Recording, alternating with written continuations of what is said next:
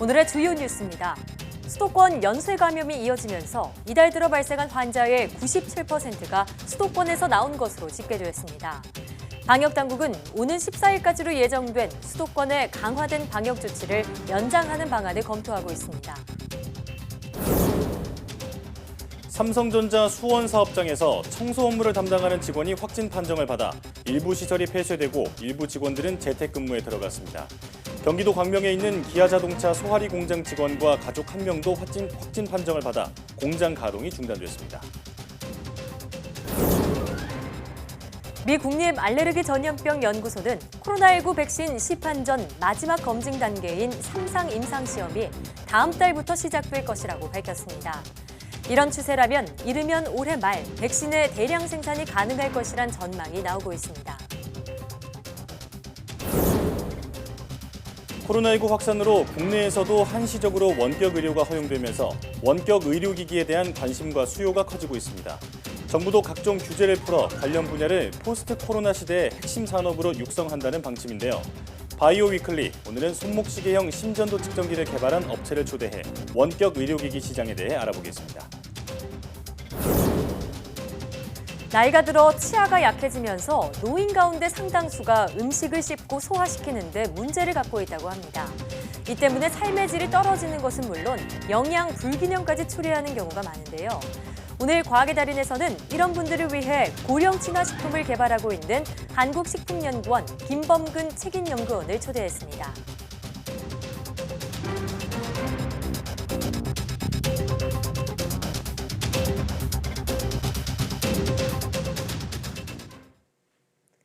여러분 안녕하십니까? 사이언스 투데이입니다. 최근 코로나19 국내 발생 환자 대부분이 수도권에 집중된 것으로 나타났습니다. 중앙재난안전대책본부는 지난 2주간 신규 환자 가운데 88%가 수도권에서 나왔고 이달 들어서는 그 비율이 97%에 달한다고 밝혔습니다. 소규모 종교 모임과 방문 판매 업체, 탁구장 등 산발적인 집단 감염이 계속되는 데다 감염 경로를 알 수 없는 사례도 늘고 있어 우려가 큰 상황입니다. 특히 고령층 확진도 늘고 있는데 최근 방문 판매 업체 사례에서는 60대 이상 확진자가 70%에 달했습니다. 정부는 수도권 감염 확산과 양태 등을 고려해 오는 14일까지 수도권에 적용되는 강화된 방역 조치를 연장할지 논의해 조만간 발표할 방침입니다. 최근 수도권을 중심으로 코로나19 환자 발생이 늘어 병상 부족 우려가 나오는 것과 관련해 방역당국이 부족하지 않은 상태라고 밝혔습니다. 윤태호 중앙사고수습본부 방역총괄반장은 정례 브리핑에서 현재 중증 환자를 받는 감염병 전담병원 병상의 경우 확진자 수가 적으면 병상 수를 줄이고 많이 나오면 늘리는 식의 탄력 운영을 하고 있다고 설명했습니다. 이에 따라 특정 시점에 모자란다고 해도 전체적으로 당국이 확보한 병상 수는 상당히 남아있어서 부족하지 않다고 강조했습니다.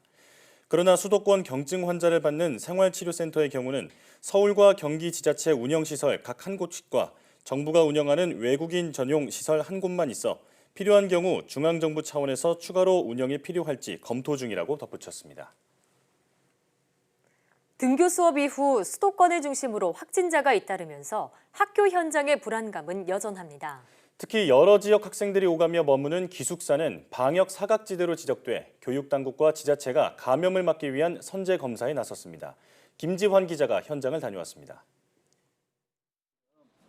고등학교 운동장 옆에 차려진 도보 이동형 선별진료소.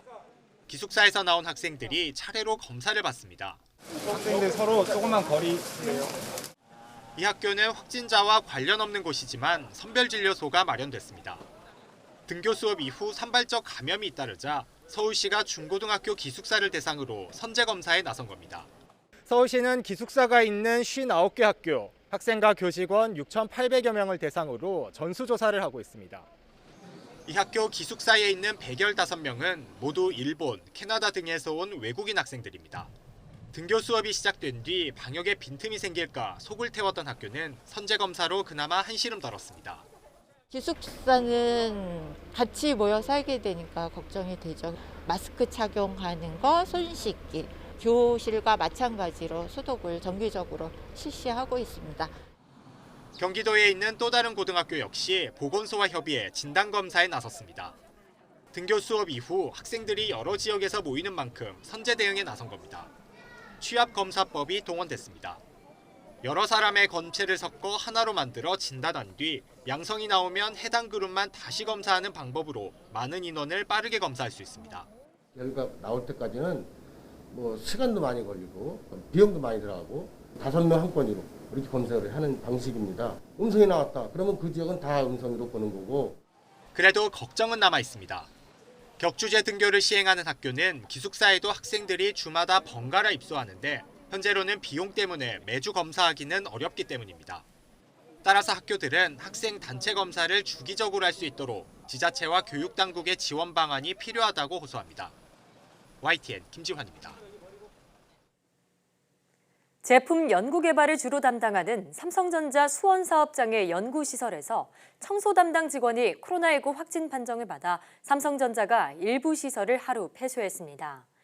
삼성전자 관계자는 지난 9일 코로나19 확진 판정을 받은 청소 담당 직원이 근무한 스마트 제조동 2층의 경우 밀접 접촉 우려가 있어 시설을 하루 폐쇄하고 해당 직원들은 재택근무를 계속할 예정이라고 말했습니다.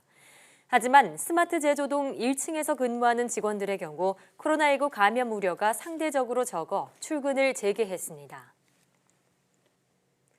미 보건당국은 코로나19 백신 시판 전 마지막 검증 단계인 3상 임상시험이 다음 달부터 시작될 것이라고 밝혔습니다. 이런 추세라면 이르면 올해 말에 백신의 대량 생산이 가능할 것으로 전망됩니다.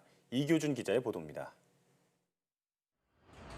미국 정부가 세계의 코로나19 백신 후보에 자금을 지원하고 핵심 연구를 수행할 계획이라고 밝혔습니다. 미국 국립알레르기 전염병 연구소 앤서니 파우치 소장은 CNN과의 인터뷰에서 백신 개발이 잘 이루어지고 있다며 향후 백신 개발 일정표를 공개했습니다. 미 정부는 다음 달 모더나를 시작으로 제약사들과 시험용 백신에 대한 3상 임상시험에 잇따라 들어갈 예정입니다. 3상 임상시험은 약품의 안전성과 효능을 최종적으로 점검하는 단계로 이 과정을 통과하면 곧바로 백신을 시판할 수 있게 됩니다. 3상 임상시험에는 3만 명가량 참여할 것으로 예상되는데 가장 큰 비용이 들어가는 2단계에 접어든 자, 미 정부가 직접 지원하고 나선 것입니다. 파우치 소장은 올해 초여름이면 적어도 하나 이상의 백신 후보가 진전된 임상시험 단계에 접어들 수 있을 것으로 기대된다고 말했습니다.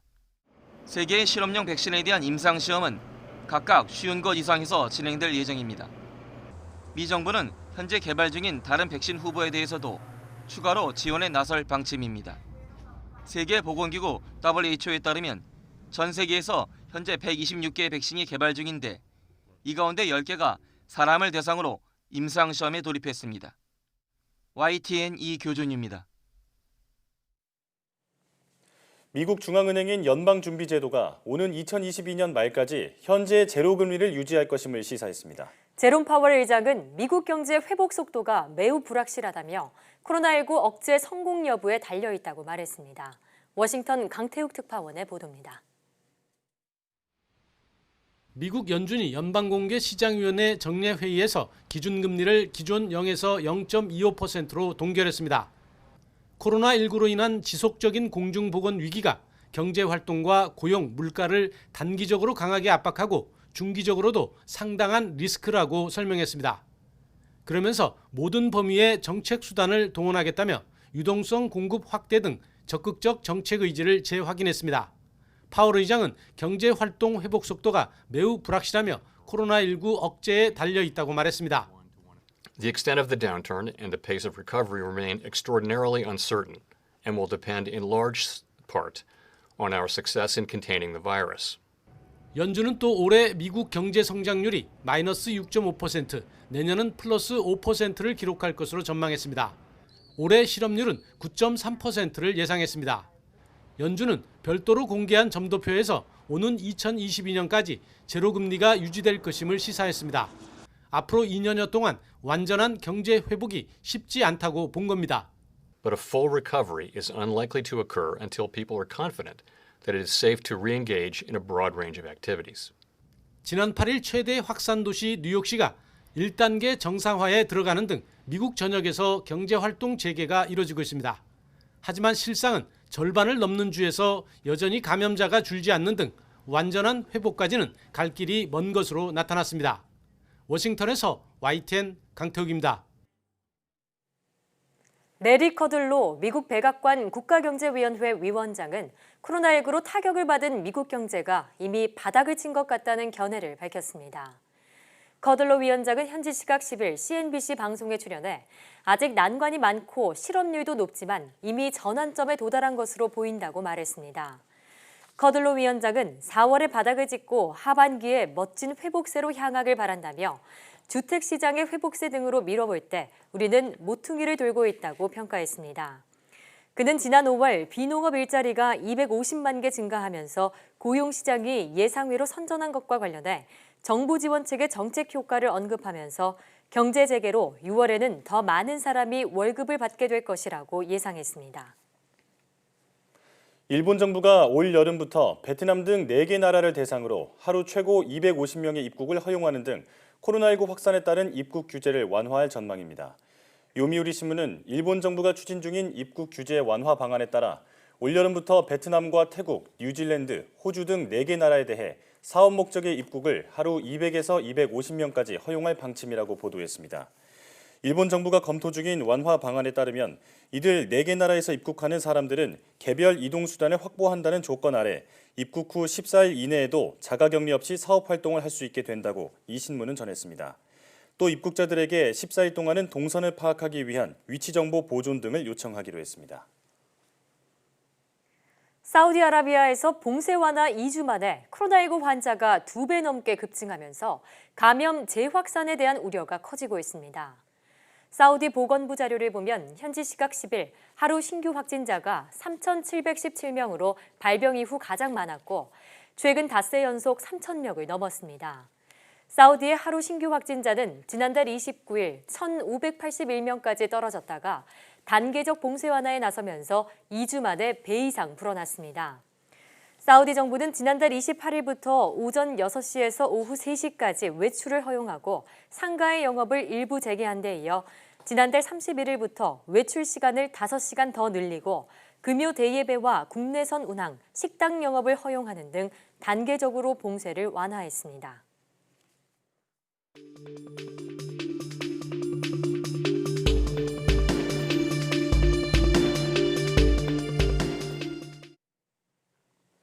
수도권을 중심으로 집단 감염이 동시다발적으로 일어나면서 방역당국이 확산고리를 차단하는 데 안간힘을 쓰고 있습니다. 하지만 고령층 중심으로 감염이 확산하면서 방역당국의 우려가 커지고 있는 상황인데요. 네, 오늘 코로나19 브리핑에서는 고려대학교 약학대학 김정기 교수와 함께 이와 관련한 자세한 이야기 나눠보겠습니다. 전화로 연결되어 있습니다. 교수님 나와 계십니까? 네, 안녕하세요. 네, 감염고리를 추적하고 차단하는 속도보다 새로운 감염고리가 생기는 속도가 훨씬 빠른 것으로 보입니다. 방역당국에 따르면 환자 1명이 생기고 또 그 다음 환자가 발병할 때까지의 기간이 3일 정도라고 하는데요. 이 정도면 속도가 얼마나 빠른 건가요? 네, 말씀하신 대로 이제 방역당국의 10일 오후 정례 브리핑에 따르면 잠복기가 한 4일 정도로 굉장히 짧고 그리고 환자 1명이 발생한 뒤에 그 다음 환자가 발생할 때까지 걸리는 시간이 한 3일 정도라고 얘기를 하고 있는데요. 네. 이 정도면 어쨌든 생각보다는 전파 속도가 빠르게 이루어지고 있다 이렇게 볼 수가 있는데 이러한 이유 때문에 실제로 이제 방역당국에서는 수도권 집단 발병의 이유가 이렇게 환자에 대한 인지 시점이 역학조사 결과가 나올 때까지 기간보다 그러니까 더 빠르다, 그러니까 늦다. 그러니까 실제로 우리가 인지했을 때는 그 다음 차수가 진행된 이후다라고 얘기를 하고 있거든요. 근데 이러한 부분도 일정 부분 맞기는 한데 제가 보기에는 이러한 부분 플러스 실제로는 그만큼 수도권 쪽에 지역사회에 숨은 감염자들이 많다라는 얘기고요. 그래서 이후에 역학조사를 해봤더니 이렇게 연결고리가 되더라라고 인지를 한 겁니다. 그래서 제가 보기에는 방역당국이 밝히는 그런 이유보다는 앞서 말씀드린 것처럼 그만큼 수도권 지역 내에 어떤 지역사회 감염이 만연해 있다. 그리고 숨은 감염자들이 많다. 이렇게 보는 게 더 맞지 않을까 이렇게 생각하고 있습니다. 예. 가장 우려스러운 부분은 N차 감염이 진행되면서 고령층 감염이 늘고 있다는 점입니다. 고위험군이다 보니 중증 환자와 사망자 증가로 이어지지 않을까 걱정되는데 교수님은 어떻게 보고 계십니까? 현재 수도권을 중심으로 한 지역사회 감염은 직접적인 시발점이 과거 이태원 클럽발 확산이라고 저는 개인적으로 보고 있는데요. 이렇게 이태원 클럽이나 이후 발생한 물류센터와 같은 경우에는 주로 감염자가 청년층 아니면 장년층이었던 반면에 이로 인한 N차 감염 확산이 최근에는 뭐 개척교회나 방문 판매나 광명에 있는 노인 복지시설 또는 경기도 광주 요양원 이렇게 다시금 고령층으로 확산되는 양상을 보이고 있습니다. 그래서 잘 아시는 것처럼 고령층 같은 경우에는 감염에 취약하기도 하고 감염된 이후에 예후도 좋지 않아서 사망률이 높게 발생하는 결과를 낳게 되는데요. 예. 실제로 우리나라 그 통계상으로 국내 평균 치사율은 약 2.3%인 반면에 70대 이상에서는 치사율이 16.6%로 굉장히 높고 특히 80대 이상에서는 치사율이 26%에 달합니다. 그러니까 네. 이렇다 보니까 청장년층보다는 고령층으로 지역사회 감염이 확산되는 양상, 요거는 치사율적인 측면에서 굉장히 우려스럽다 이렇게 보고 있습니다. 네, 7, 80대 이상 고령층의 치사율이 두 자릿수라는 점 우려스럽다 말씀해 주셨는데요. 자, 그런가 하면 삼성전자 연구시설뿐만 아니라요. 기아차의 광명공장 역시 직원에서 확진 판정을 받았습니다. 이곳에서는 5천여 명이 근무하고 있다고 하는데 새로운 집단 감염의 불씨가 될 수 있을 것으로 보입니다. 어떻게 보시는지요? 현재 이 기아차 광명공장 확진자 발생과 관련해서 최초 감염 경로라든가 아니면 이후에 전파가 있었는지에 대한 역학조사가 진행 중인 걸로 알고 있습니다. 그래서 아직까지의 이제 역학조사 결과로는 이제 가족 중에 한 명인 아들이 감염된 것까지만 보고되고 있는데 실제로 공장 내부에서 해당 직원이 다른 사람으로부터 감염된 건지 아니면 지역사회에서 감염된 후에 아들에게 전파를 한 건지 아니면 아들이 먼저 감염된 후에 그 해당 직원에게 전파를 시킨 건지 이게 아직 명확하지가 않습니다. 그래서 네. 역학조사가 결과가 좀 나와봐야 정확히 알 수가 있는데 만일 공장 내부에서 감염이 되었거나 아니면 해당 직원이 감염된 이후에 임상 증상을 보인 시점부터 일정 시간 또는 상당 시간이 지난 후에 확진이 됐다라고 하면 말씀하신 것처럼 해당 공장의 직원이 한 5천 명 가량 되는 걸로 알려져 있거든요. 네. 이런 가정 하에서는 해당 공장 내에서 대규모 집단 감염이 추가로 발생할 가능성도 배제할 수는 없다. 근데 역학조사가 나와야만 그 향후의 상황에 대해서 예측할 수가 있다. 이렇게 말씀을 드릴 수 있습니다. 네, 또 새로운 진앙이 되지 않게 철저하게 방역을 해야겠습니다. 자, 백신 얘기를 해보겠습니다. 다음 달부터 미국 정부가 민간 제약사 3곳과 함께 코로나19 시험용 백신의 제3상 임상시험을 시작할 예정이라고 밝혔습니다. 코로나19 백신의 출시 시기가 앞당겨질 수 있을지 궁금한데요. 이게 미국 그 국립 알러지 전염병 연구소 그 앤서니 파우치 소장이 CNN 인터뷰를 하면서 이런 얘기가 나왔는데요. 그 다음 달부터 모더나 RNA 백신 후보 물질을 포함해서 말씀하신 그 민간 제약사 3곳 이렇게 해서 임상 3상을 진행할 것이다라고 얘기를 하고 있는데 임상 3상은 최소 그 대상 인원이 1,000명 이상을 하는 대규모 임상 시험 단계이고요. 임상 시험의 어떻게 보면 마지막 단계인데 과거 우리가 다른 병원체들에 대한 어떤 백신 또는 치료제 후보물질에 대한 임상 상담 결과를 보면 2상까지 잘 오다가 3상에서 탈락한 사례들이 많거든요. 예. 그래서 아무리 코로나19 백신이 긴급으로 진행된다고 하더라도 대규모 임상 시험 단계인 만큼 아직은 뭐 성공 여부를 예단하기에는 좀 어렵지 않나 이렇게 보고 있고 특히 그 모더나 RNA 백신인 경우에는 과거 나온 자료가 일상 보도자료 데이터도 아니고 보도자료만 알려진 상태이고 그 이후에 뭐 임상 이상이라든가 그 결과나 데이터들에는 공개가 안 된 상태라서 아직은 성공 여부를 판단하기에는 좀 시기상조이다. 그래서 만약에 성공적으로 임상 3상을 마친다라고 하더라도 상용화를 위한 어떤 생산 라인을 가동한다든가 아니면 공급을 맞출 수 있는 물량을 생산한다든가 이런 여러 가지를 고려해 볼 때 앞으로도 상당한 시간이 소요될 거다 이렇게 보고 있습니다. 네. 예. 자, 오늘 백신 개발 관련 소식도 들어왔었는데 하루빨리 좋은 소식이 들려왔으면 좋겠습니다. 지금까지 고려대학교 각대학 김정기 교수와 이야기 나눠봤습니다. 오늘 말씀 고맙습니다. 네, 감사합니다.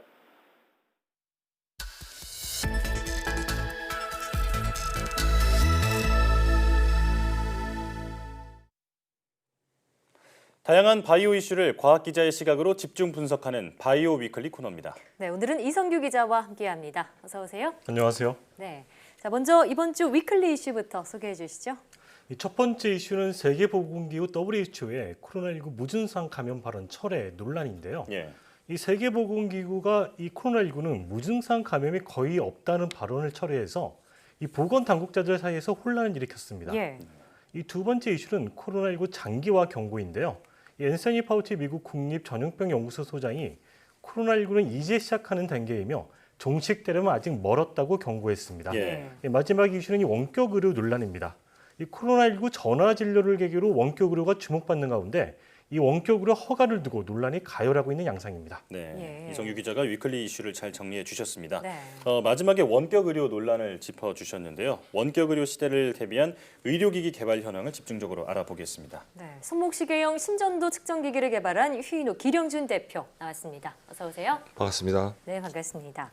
방금 저희가 소개도 해드렸지만 손목시계형 심전도 측정기기를 개발하셨다고요? 맞습니다. 네, 일단 이 기기가 어떤 원리로 구동이 되는지 그 작용 원리가 궁금한데요. 네, 일반적으로 심전도를 측정하기 위해서는 병원에서 손목이나 발목에 집게를 채워서 심전도를 측정하는 것이 예. 일반적인데요. 예. 그 이유는 심전도를 측정하기 위해서는 2개 이상의 말단 전극에 대한 신호가 필요합니다. 즉 예를 들어서 양손 또는 손 하나, 발 하나 이상의 신호가 유입이 되어야지만 심장의 전이를 나타낼 수 있는 심전도가 그려지게 되는데요. 네. 저희 시계에서는 손목에 차면서 이제 왼손에 있는 신호를 얻어드리게 되고요. 그리고 반대쪽 손을 이렇게 파지하면서 오른손에 있는 신호를 얻어드리게 됩니다. 그래서 양손에 있는 신호를 이렇게 동시에 얻어서 심전도를 측정할 수 있는 원리를 가지고 있습니다. 예. 예. 이 손목에 차서 심전도를 측정하는 일종의 웨어러블 측정 기기인데 네. 의료 기기인데 간소화 그리고 또 간편화를 해냈다는 점에서 상당히 발전한 제품인 것 같습니다. 네, 맞습니다. 국내 웨어러블 의료 기기로는 처음으로 건강보험에 등재됐다고 하는데 네. 이게 어떤 의미가 있는 건가요? 네, 기존에 심장이 불편하시거나 어떤 두근거리는 증상이 있으셨을 때는 병원에 가시게 되면 이제 홀터 심전계라고 하는 심전도 검사를 하게 됩니다. 전극을 여러 개 다수를 붙이고 주렁주렁 이제 가슴에 매달고 24시간 동안 생활해야 하는 아주 불편한 장비였었는데요. 예. 저희가 건강보험에 등재됐다는 의미는 간편하게 심전도를 손목에 차시면서도 이제 언제든지 언제 어디서나 검사할 수 있다라는 게 가장 큰 장점입니다. 네. 실제로 저희가 생활하고 있는 영역에서 많은 수의 부정맥 환자들이 존재하고 있습니다. 예. 하지만 측정하는 장비의 불편함 때문에 많은 환자들이 이제 드러나 있지 못하고 있는 상황인데요. 스트레스가 많은 직종들, 미디어에 계시는 기자분들 포함해서 뭐 IT 직종분들 그리고 금융계에 계시는 분들, 특히 이제 그런 분들이 스트레스에 많이 노출되시면서 부정맥 환자들이 급증하고 있는 상태인데 예. 이를 조기에 발견하지 못하고 치료가 잘 안 되는 그런 경향이 있는 상태입니다. 그렇군요. 자, 이게 그런데 이제 건강보험에 이제 등재됐다는 네. 의미는 결국 네. 이 심전도 측정기를 이게 손목에 차가지고 예를 들면 내가 일반 병원에 갔을 때 때문에 네. 그 병원에서 이제 의사가 이거를 네. 차세요라고 처방전을 내려주면은 네, 이걸 이제 간편하게 착용할 수 있게 됐다 이런 의미인 거잖아요. 맞습니다. 네. 근데 지금 이 단계에는 이 환자가 의사를 만나는 어떤 대면 진료의 영역인 거고 네, 앞으로는 이제 비대면 진료, 우리 이제 원격 의료가 말을 하는 네, 원격 의료에 대비해서 지금 네. 고대병원이랑 임상 시험을 진행하고 있는 게 있잖아요. 맞습니다. 이 네. 임상은 어떤 내용이고 또 네. 향후 계획은 어떻게 되는 건지요? 네, 저희 제품 같은 경우에는 대면 진료 시에만 보험이 되도록 저희가 지금 허가를 받는 상태입니다. 예. 국민건강보험심사평가원에서는 저희 제품을 의사와 환자가 대면할 시에만 이제 보험 수가가 발생이 되도록 만들어져 있는 상태이고요. 현재 저희가 그렇게 대면하지 않고 비대면으로도 저희 제품에 대한 효과가 있는지를 고대 안암병원과 함께 임상 시험을 하고 있습니다. 즉 의사와 환자가 실제로 대면하지는 않았지만 원격지에서 환자가 심전도를 측정하고 병원에 전송하게 됐을 경우 그 측정된 심전도를 파악해서 내원 안내라든지 또는 3차 병원으로 오실 필요 없는 전원 안내라든지를 할 수 있는 것을 저희가 임상 시험을 통해서 안정성이나 또는 효과성 등을 검증할 수 있는 임상 시험을 지금 현재 고대 안암병원에서 하고 있습니다. 이를 이제 저희가 잘 증명해 낸다면 앞으로는 이제 저희 시계 등을 가지고 저희 제품뿐만 아니라 다른 심전도를 측정할 수 있는 제품들을 활용해서 환자들이 좀 더 편리하게 병원에 직접 방문하지도 않고 심전도를 병원으로 전송해서 의사가 피드백을 해줄 수 있는 그런 진료 행위가 가능할 것으로 예상하고 있습니다. 예. 네.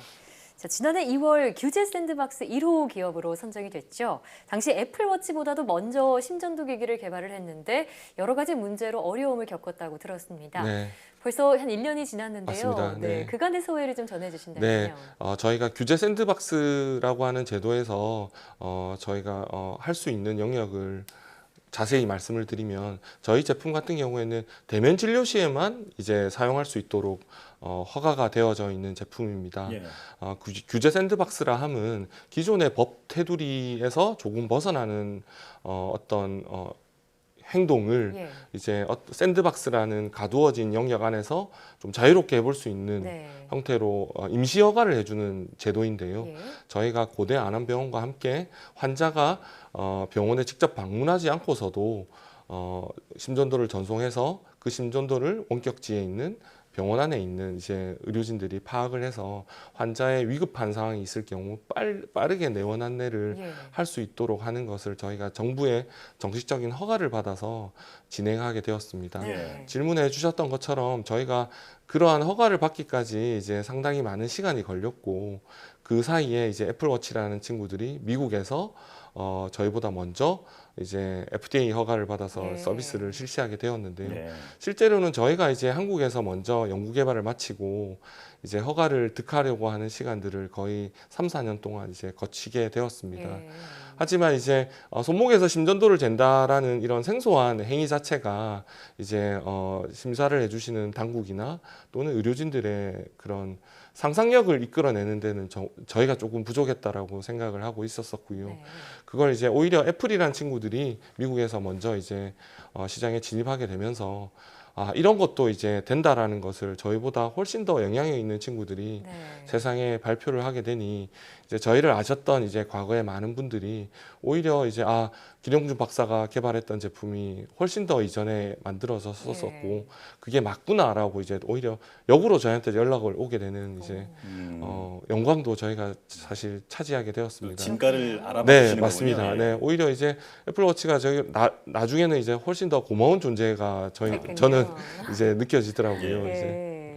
어떻게 보면 좀 전화위복이 됐다 이렇게도 볼 네, 수 있을 것 같습니다. 맞습니다. 네. 계속 말씀하셨던 게 네. 이게 환자의 편의 측면에서 보더라도 이게 우리가 이제 비대면 진료, 우리가 지금 얘기하는 그 원격 진료, 원격 네. 의료가 아무래도 좀 필요할 것 같다 이렇게 네. 보여지는데요.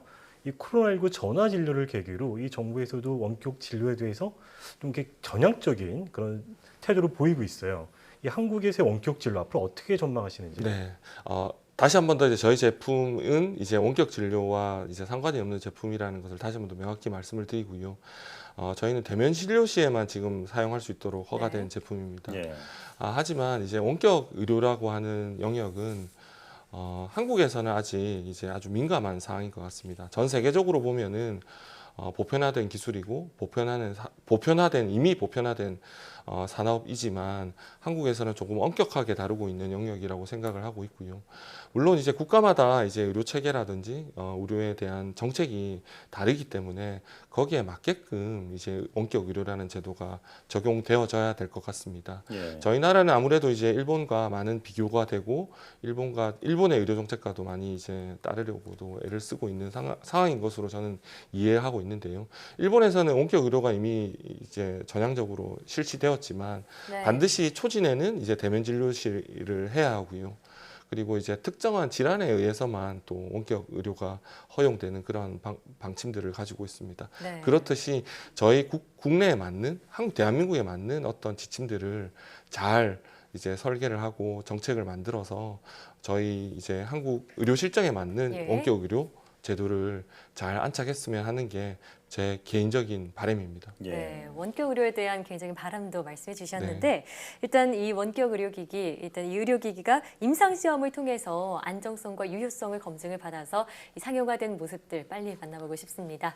네, 지금까지 이성규 기자 또 휴인호 기령준 대표와 함께했습니다. 오늘 말씀 고맙습니다. 감사합니다.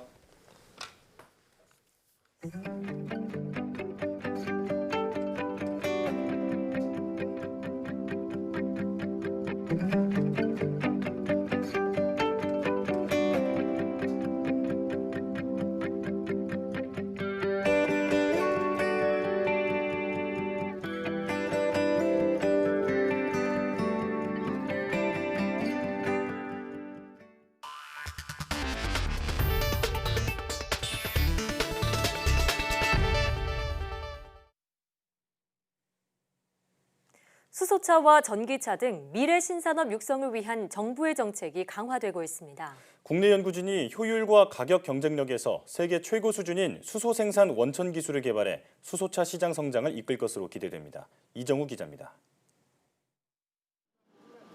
도시가스 파이프라인에 연결하면 수요처 인근에 곧바로 수소를 공급할 수 있는 현장 생산형 시설입니다. 99.99% 이상의 고순도 수소를 값싸게 생산하고 공급할 수 있습니다. 그동안 수입에 의존했던 이 장비와 시설을 완전 국산화하는 데 성공했습니다. 특히 비용을 3분의 1로 줄이면서 생산 효율을 극대화시켜 경제성이 세계 최고 수준이라고 설명했습니다. 당 기술은 기존의 기술보다 수소를 더 효율적으로 효율 높게 수소를 생산할 수 있고요. 더 저렴한 가격으로 이제 컴팩트하게 만들 수 있는 그런 기술이 되겠습니다. 시설 투자비를 30억 원대에서 10억 원대로 낮췄고 수소 생산 효율은 80% 이상으로 끌어올렸다고 발표했습니다. 수소 생산량은 하루 500kg, 수소차 100대에 공급할 수 있는 수준입니다. 정부의 수소경제 활성화 로드맵 목표치인 킬로그램당 수소 가격 6,000원과 수소 생산효율 요건을 충족한 것으로 전해졌습니다. 고순도 분리정제 시설도 개발해 정제효율은 99.999% 이상, 불순물 농도를 0.2 ppm 이하로 유지하는 것으로 나타났습니다. 본 기술은 이미 그 상용화 수준에 와 있기 때문에 바로 수소 생산 기지 구축 사업에 투입될 수가 있습니다. 이 기술은 국내 전문 기업에 이전돼 분산형 소규모 수소 생산기지 구축 사업은 물론 거점형 수소 생산기지 기반 기술로 활용될 전망입니다. YTN 이정우입니다. 고기용 닭을 키우는 양계 농가에서는 키운 닭을 출하할 때 인력과 비용이 가장 많이 듭니다. 국내 연구진이 이를 고려해 정보통신 기술을 이용해 닭의 출하 체중 예측 기술을 개발했는데 양계 농가와 닭 가공회사 모두에게 이익이 된다고 합니다. 김학무 기자의 보도입니다. 현대적인 축사를 갖추고 비교적 깨끗하고 여유롭게 닭을 키우는 양계 농장. 하지만 닭을 출하할 때가 되면 바빠집니다. 수많은 닭 가운데 수십 마리 정도를 골라 일일이 체중을 재야 하기 때문입니다. 닭이 스트레스를 받기 쉽고 출하하기에 적합한 닭의 체중을 맞추기도 쉽지 않아 손실도 적지 않습니다. 닭이 스트레스도 많이 받고 또 인력도 많이 들고 또 닭이 스트레스 받음으로 인해서 닭 성장도 지연되고 그런 폐단이 있고 그렇다고 해서 중량이 제대로 맞냐? 절대 그렇지는 않거든요.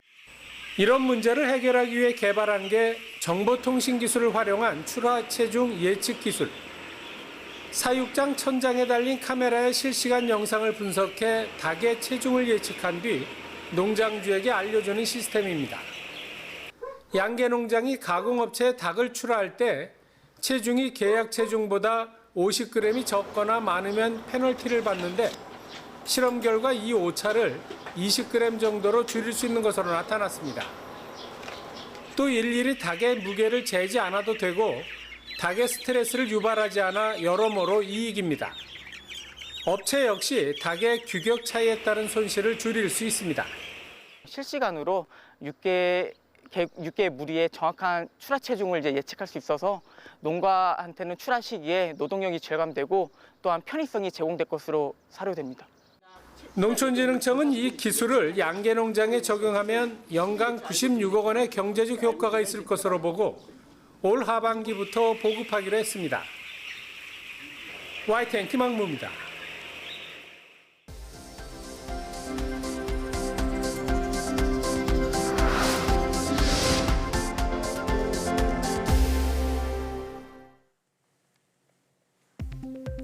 KTNG가 러시아와 터키에 1억 원 규모의 코로나19 진단키트를 지원했다고 밝혔습니다. 이번 지원 사업으로 7,600개의 코로나19 진단키트가 차례로 러시아와 터키에 전달됐습니다. 앞서 KTNG는 지난달 초에도 인도네시아 정부에 코로나19 진단키트 6,300개를 지원했습니다. 코로나19 바이러스가 포함된 침방울이 스마트폰이나 면, 나무 표면에 오래 남는 것으로 나타났습니다. 인도 공대 연구팀은 각기 다른 물체 표면에 있는 액체 방울이 마르는 데 걸리는 시간을 시뮬레이션한 결과 이렇게 나타났다고 밝혔습니다. 연구팀은 스테인리스 강이나 유리 표면에서는 침방울이 빠르게 마르지만 스마트폰이나 나무, 면에서는 더디게 마른다며 이들 표면을 자주 닦는 게 좋다고 조언했습니다. 비타민 D가 암 예방과 치료에 도움이 된다는 연구 결과가 나왔습니다. 핀란드 동부대학 연구팀은 지금까지 발표된 관련 연구 논문을 분석한 결과 비타민 D가 면역세포를 조절하는 역할을 함으로써 암 억제에 도움이 된다고 밝혔습니다. 비타민 D의 이런 효과가 가장 강력하게 나타나는 암은 대장암과 혈액암이었으며 유방암과 전립선암도 비타민 D 수치가 낮을수록 발병 위험이 커지고 치료 효과도 떨어지는 것으로 확인됐습니다. 과학기술정보통신부가 중소벤처기업의 인공지능 기술 도입을 지원하는 인공지능 바우처 사업 대상 기업을 선정했습니다. 이번에 선정된 기업은 반도체 결함 자동 검사와 패션 가상 피팅, 차량 외관 관리, 하수관로 진단 등 모두 15개 기업입니다. 과기정통부는 560억 원 규모의 3차 추가 경쟁 예산이 편성되면 2차 지원 대상 기업도 선정할 방침입니다. 멸종위기종 1급인 사냥이 최근 새끼 한 마리를 출산해 3년 연속 번식에 성공했습니다. 국립생태원은 사슴생태원에서 관리 중인 사냥 한 마리가 수컷 새끼 사냥을 출산했으며 현재는 새끼와 어미 모두 건강한 상태라고 전했습니다. 사냥은 서식지 파괴와 무분별한 포획 등으로 개체수가 급감하면서 멸종위기 야생생물 1급으로 지정됐습니다.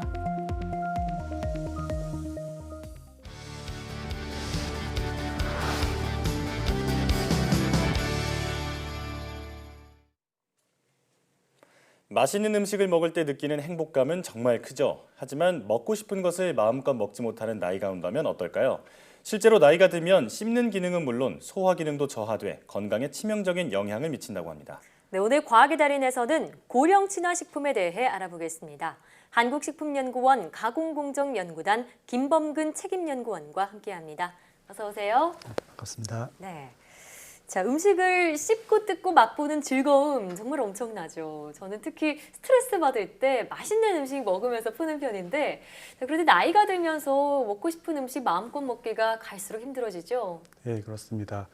아무래도 나이가 좀 들게 되면 신체 기능이 좀 문제가 생기게 되고 여러 가지 기관들의 기능들이 저하되고 점점 모든 활동이 힘들어지기 때문에 네. 이런 먹는 부분이 좀 부실하게 됩니다. 결국은 그러면 이 먹는 부분이 부실하게 되면 영양실조라든가 여러 가지 다양한 이 만성 질환의 어떤 원인이 되기도 하는데요. 예. 이 노인의 건강 문제의 많은 부분을 이렇게 해결하기 위해서 저희들도 이제 이런 고령 친화식품 연구를 이제 하게 되었습니다. 예. 자, 실제로 노인들이 치아가 약화되면서 소화 기능이 떨어지고 그러면서 섭식 장애를 많이 겪는다고 들었습니다. 이 고령자의 삶의 질을 떨어뜨리는 아주 주요한 부위라고 하는데 섭식 장애로는 어떤 것들이 있을까요? 예, 섭식 장애는 크게 이 세 가지를 나눌 수가 있습니다. 저작 장애, 연하 장애, 소화 장애 이 세 가지로 나눌 수가 있는데요. 이 저작 장애라는 것은 말 그대로 이제 씹는데 문제가 있는 것을 의미를 하고요. 예. 그래서 저작 장애로는 치아 상태의 변화로 인해 이렇게 초래되는 것인데요. 이 치아가 제대로 관리가 되지 않거나 또 치아 상태나 이런 여러 가지 기관들이 노화됐을 때 치아 결손이 되거나 또 치아의 변형 또 이로 인해서 발생되는 치아 유격 이런 것들이 문제가 되고 있습니다. 예. 그다음에 또 연하 장애로는 이제 목 넘김에 대한 문제를 겪는 것을 의미하는데요. 분당 서울대병원의 재활학과 백남준 교수 연구팀에 의하면 우리나라 65세 이상 노인 중에 한 33.7% 정도가 연하장애를 가지고 있다고 발표하기도 했고요.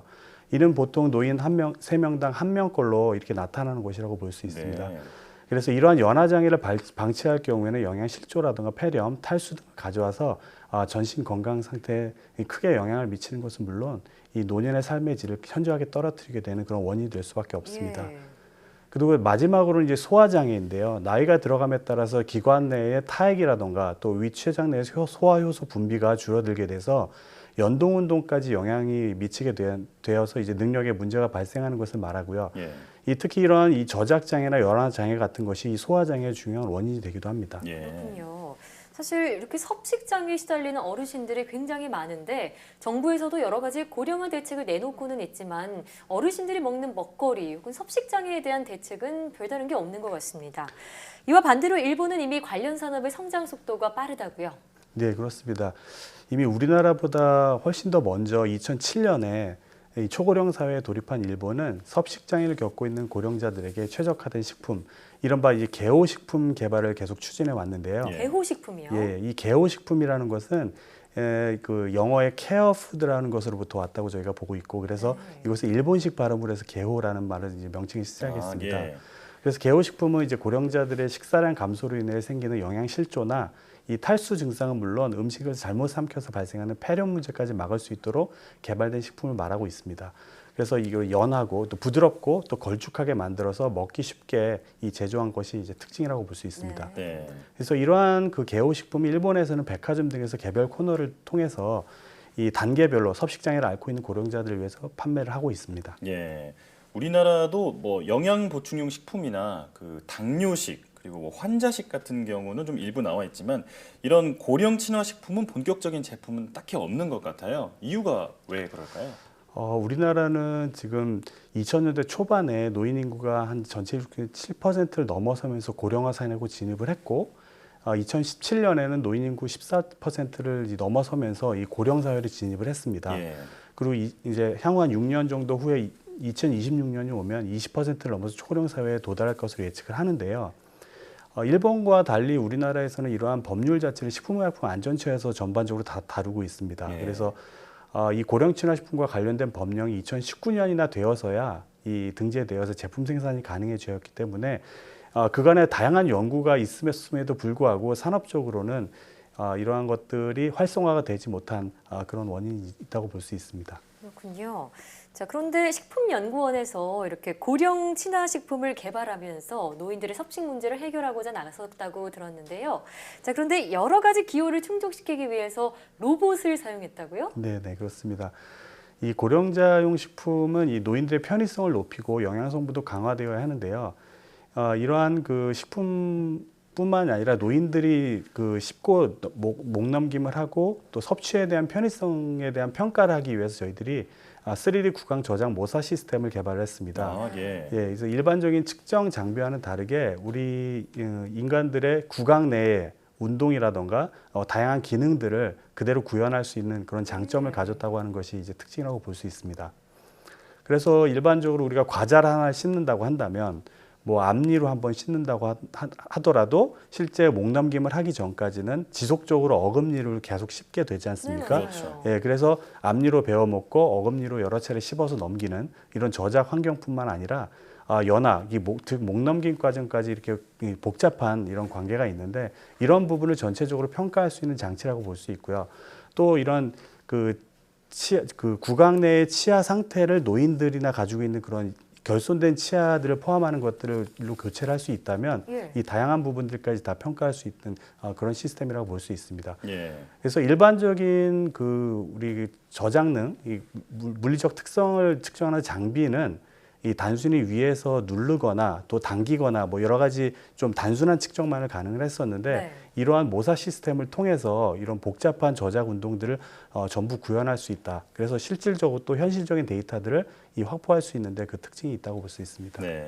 이 로봇을 이용해서 노인들에게 적합한 그런 식품을 만들고자 연구에 이제 활용한 건데 어떤 형태로 개발됐는지가 이제 궁금하거든요. 이런 고령 친화 식품이 왠지 좀 씹기 어려운 원재료들을 그냥 좀 부드럽게 만드는 형태로 만들어지지 않았을까 싶은데 어떤가요?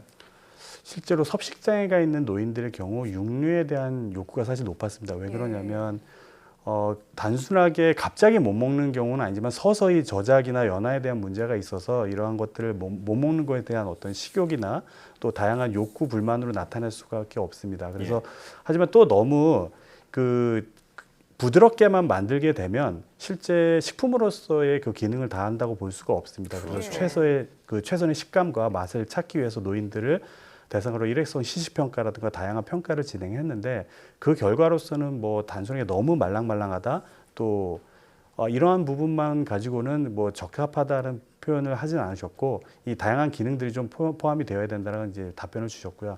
또 이러한 원료에는 또 육류뿐만 아니라 뭐 부재료로 들어가는 이제 연근이라든가 당근 뭐 이렇게 기타 뭐 식물성 원료 같은 것이 많이 포함되어 있습니다. 사실 저희 할머니만 해도 틀니를 끼시는데 너무 부드러운 음식을 드셔도 씹는 맛이 없다고 조금 아쉬워하시긴 하더라고요. 그런 분들을 위한 식품이 아닐까라는 생각이 드는데요. 자, 이처럼 고령자의 식품 섭취와 또 소화를 돕기 위해서 식품의 물리적인 성질을 또 바꿔야 하는 그런 문제가 있습니다. 이를 위해서 사용한 기술이 있다고 하는데 어떤 네. 건가요? 두 가지 방법으로 나눌 수가 있습니다. 첫 번째는 그 원래의 생긴 형태를 그대로 유지하면서 부드럽게 만드는 방법이 있고요. 예. 두 번째는 원료를 그대로 모양을 구현하진 않지만 다시 잘게 부순 다음에 다시 성형하는 그런 방법이 있습니다. 그래서 생긴 형태를 그대로 유지하면서 부드럽게 만드는 원료로는 육류, 닭고기라든가 오징어, 쇠고기 이런 것들이 있고요. 이런 것들은 질기고 딱딱하기 때문에 내부의 조직들을 좀 파괴할 수 있도록 효소를 실제 음식에 넣어서 부드럽게 만들어 주는데요. 네. 저희 연구팀에서는 시중에 나와 있는 약 20여 종의 효소들 중에서 음식을 가장 부드럽게 만들 수 있는 다양한 조건들, 온도라든가 시간들을 이제 최적화하는 방법을 통해서 이러한 방법들을 찾아냈습니다. 네. 그래서 이 효소를 이용해서 음식을 부드럽게 만드는 것이고요. 이 당근이나 연근 같은 단단한 채소로부터 이 소고기나 닭고기, 돼지고기까지 한 20여 가지 제품에 대한 이 테스트를 마치고 이에 대한 시제품을 생산한 바가 있습니다. 예.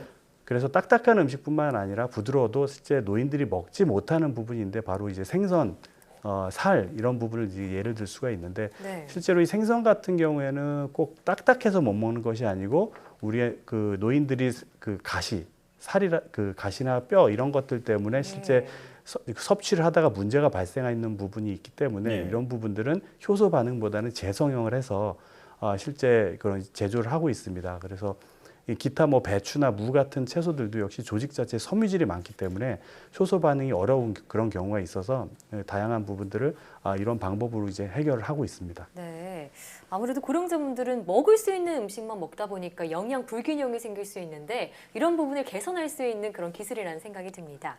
또 맛이나 식감 같은 부분도 앞서 얘기 나눴지만 굉장히 중요하잖아요. 노인분들의 반응은 어떻던가요?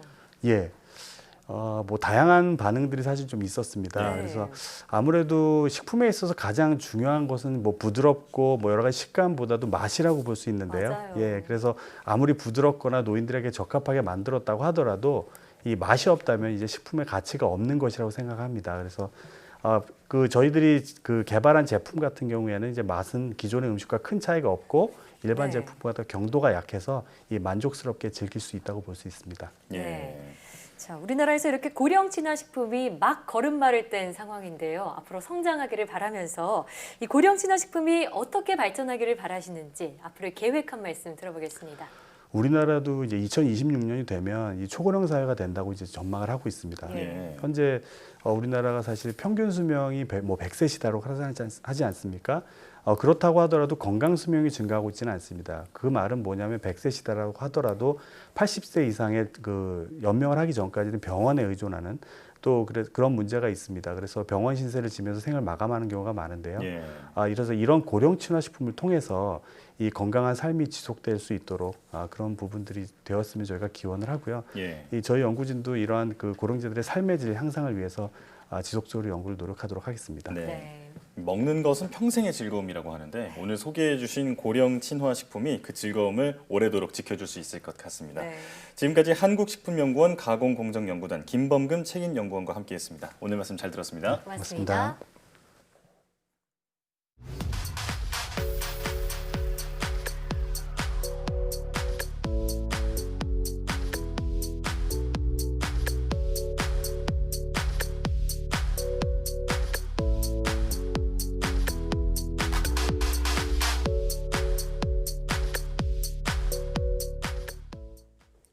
QR코드를 이용한 전자출입 명부 제도가 시행되면서 혹시 나의 개인정보가 유출되진 않을까 걱정하시는 분들 계시죠?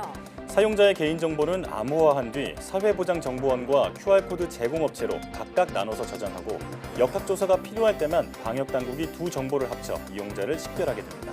또 저장된 개인정보는 4주 후에 자동 폐기되니까요. 안심하고 이용하셔도 좋습니다. 사이언스 투데이 오늘 저희가 준비한 소식은 여기까지입니다. 함께해 주신 여러분 고맙습니다.